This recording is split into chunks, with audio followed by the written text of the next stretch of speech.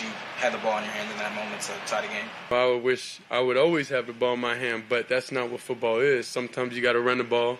Sometimes you got to kick a field goal. In any situation, of course, you would want to, but I know we practiced something and we executed it in practice, and we just didn't seem to this day. So I would never go against, kind of like what the call was. I hate to say that a star was born yesterday because Shedeur Sanders has been a star, but a mature star was born yesterday. Hope was born yesterday in Cleveland, both on and off the field. On the field, Shedeur Sanders was phenomenal. Even though the Browns lost, Deion's baby boy clearly outplayed the number 1 pick in the draft. It was without a doubt the best game of his young career. But I was more impressed with Shedeur Sanders and how he handled the post-game press conference. The media tried to bait him. The media was doing their job. They tried to bait Shedeur Sanders into giving them a soundbite. But whoever asked the question, it's clear that they are one of the very few in the mainstream media who are not masturbators.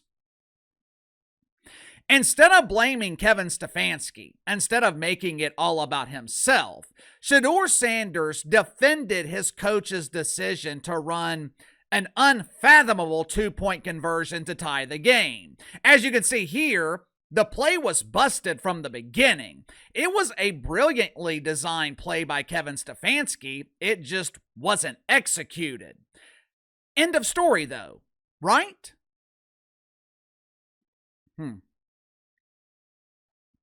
According to the so-called experts, which in this case are Skip Bayless and Shannon Sharp. Hey, it's me, Shay Shay!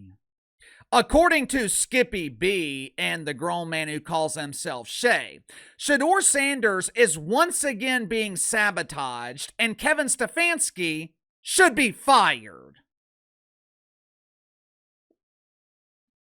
Make sure to like and subscribe. You can follow me on Twitter at KC_BTL84. Link to the main channels in the description below. I'm so tired of this. I am so tired of this false narrative that the Browns coaching staff is intentionally sabotaging Deion's baby boy. For starters, if Kevin Stefanski didn't want Shedeur Sanders on the field, his ass would not be on the field. Dillon Gabriel has been healthy and ready to play for a couple of weeks. Shedeur Sanders is the starter because Kevin Stefanski wants him to be the starter. But let's just think about this logically for a second. This is not the NBA, where contracts are fully guaranteed. This isn't the NBA where Zion Williamson and Kawhi Leonard can sign 9-figure contracts and play 9 games a season. For the most part, NFL contracts are not guaranteed, meaning you can be fired or released at any time. You're literally playing or coaching for your job every week. But KC, Kevin Stefanski just signed a contract extension last year.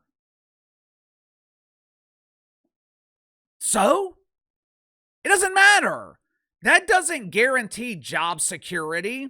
If he's fired, maybe the Browns have to buy out his contract or a portion of his contract. But either way, he's still out of a job.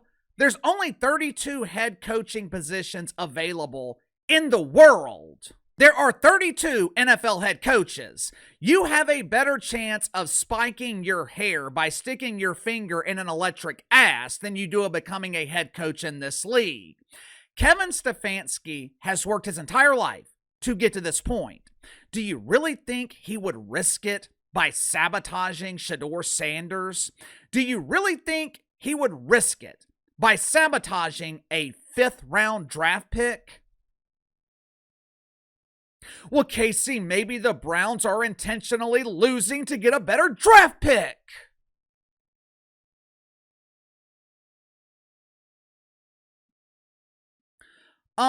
I know that's a popular narrative with fans. I know fans like to talk about teams tanking, which is what fans are supposed to do. Right now, there are a lot of angry Saints fans because they had the audacity to go out and win yesterday.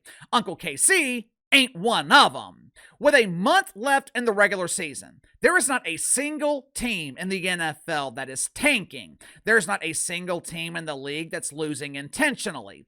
Again, think about this logically. I'll use my Saints as an example. If you're Kellen Moore, would you rather win out the rest of this season? Would you rather finish 7-10, have a pick in the middle of the first round of the draft? But you also have your potential answer at quarterback. Maybe you have an answer at safety or running back. Or would you rather lose the final 4 games of the year intentionally, finish the season 3-14, have a top 2, top 3 pick in the draft, while also establishing a losing culture? If there is a glimmer of hope for the future, which my Saints have with Tyler Shuck, I want them to win every game. There's also a glimmer of hope in Cleveland. You might have your answer at quarterback with Shedeur Sanders. With that being the case, are you going to sabotage him? Are you going to intentionally lose? Or will you use the final 4 games of the season to build into next season? You tell me. Sound off in the comments below. I'll see you guys later on the main channel.